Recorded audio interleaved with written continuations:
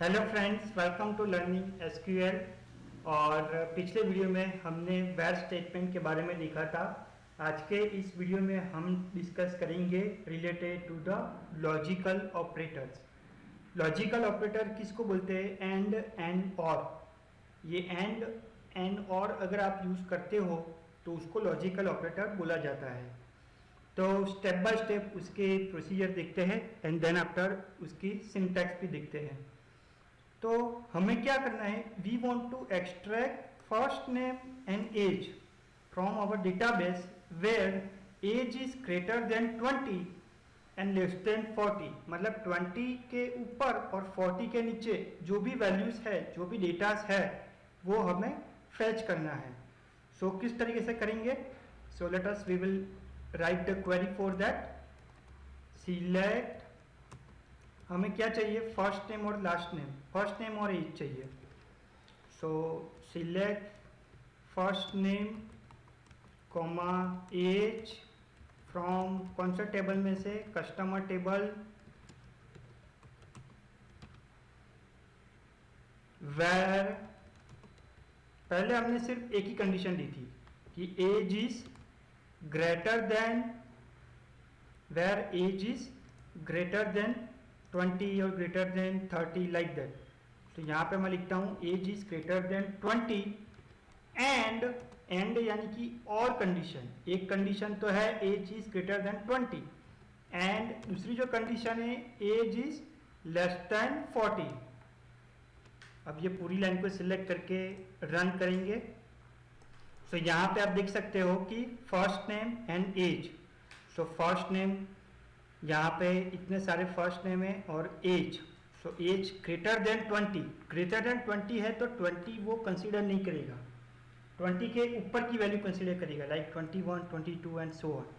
And less than 40 है तो 40 को भी कंसीडर नहीं करेगा, 40 के नीचे है 39, 38 वो कंसीडर करेगा, राइट। सो यहाँ पे फर्स्ट सिंटैक्स हमने कंप्लीट किया कि select first name age from customer table where age is greater than 20 and age is less than 40। अब दूसरा जो है वो we want to extract all the columns from our database where age is greater than 20 and less than 40। So all column बोला है तो हम यहाँ पे कॉलम के नेम स्पेसिफाई नहीं करेंगे, उसकी जगह पे स्टार स्पेसिफाई कर देंगे और वापस से ये सिंटैक्स को, ये क्वेरी को रन करेंगे।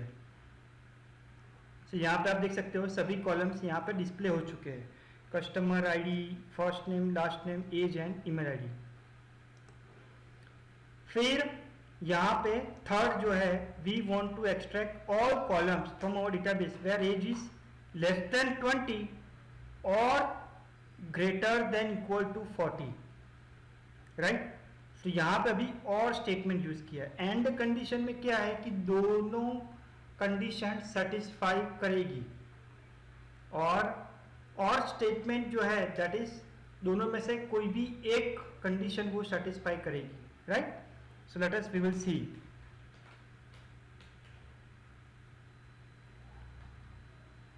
सो select star from customer table where age is less than 20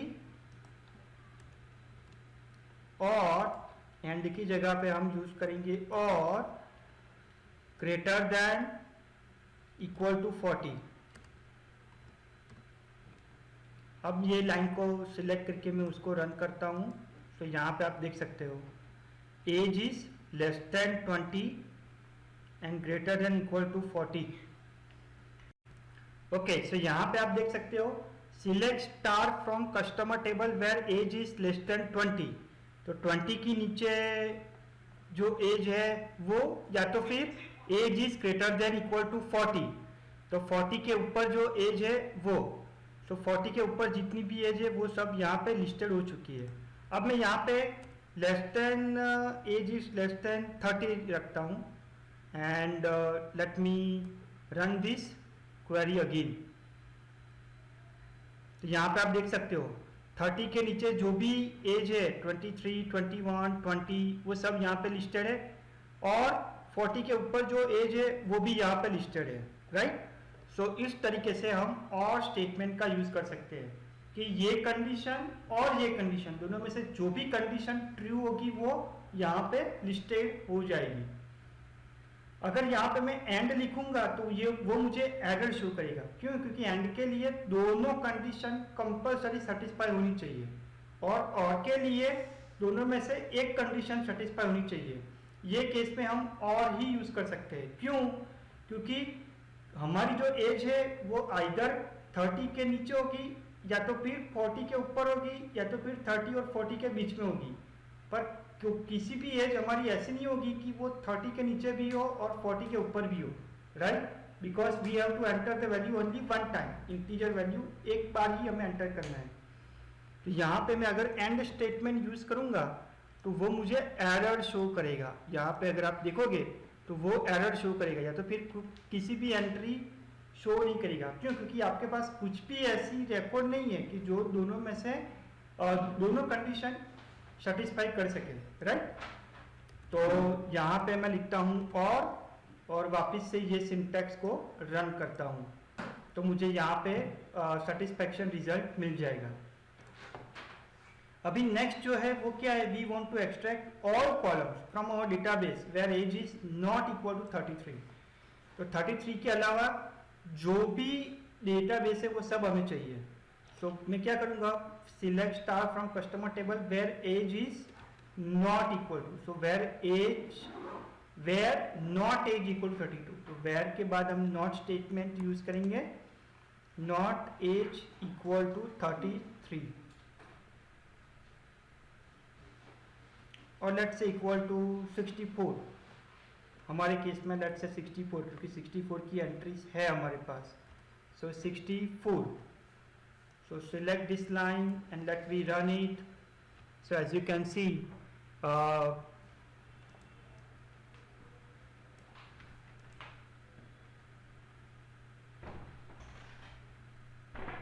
so यहाँ पे आप देख सकते हो सभी एंट्री उसने लिस्टेड आउट कर दी है, बट जहाँ पे मेरी एज 64 है वो हमें यहाँ पे शो नहीं करेगा, राइट?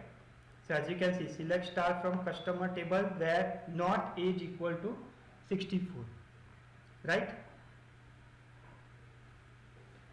अब जो next statement है, that is we want to extract all the columns from our database where age is not equal to 33, where age is not equal to 33 and first name not equal to Ram, right?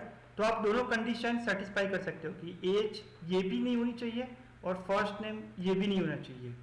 तो मैं आपको example के साथ दिखाता हूँ कि मेरा first name Rohit है और उसकी एज है 34, तो मुझे सपोज ये एंट्री शो अप नहीं करनी। So select star from customer table where not age equal to 34 and not first underscore name equal to Ram. Ram की जगह पे आप किसी भी एक एंट्री को भी यूज कर सकते हो। लेट्स से फर्स्ट नेम हमारे केस में है रोहित, क्योंकि रोहित की एज 34 है, राइट? सो रोहित, आपको ये सब एंट्रीज केस सेंसिटिव में डालनी पड़ेगी, right? So select all this thing and let we run it. So as you can see वो रोहित और 34 उसके अलावा सब एंट्री आपको शो करेगा। यहाँ पे रोहित नाम की एंट्री नहीं होगी। क्यों? क्योंकि वो एंट्री ये कंडीशन के साथ मैच नहीं होती। हमारी कंडीशन क्या है कि एज 34 भी नहीं होनी चाहिए एंड फर्स्ट नेम रोहित भी नहीं होना चाहिए, ठीक है? तो सब उसी तरीके से हम लॉजिकल ऑपरेटर को यूज कर सकते हैं, एंड और। सो हमारे पास दो लॉजिकल ऑपरेटर है। अब नेक्स्ट वीडियो में हम किस तरीके से डेटाबेस को अपडेट कर सकते हैं उसके बारे में देखेंगे।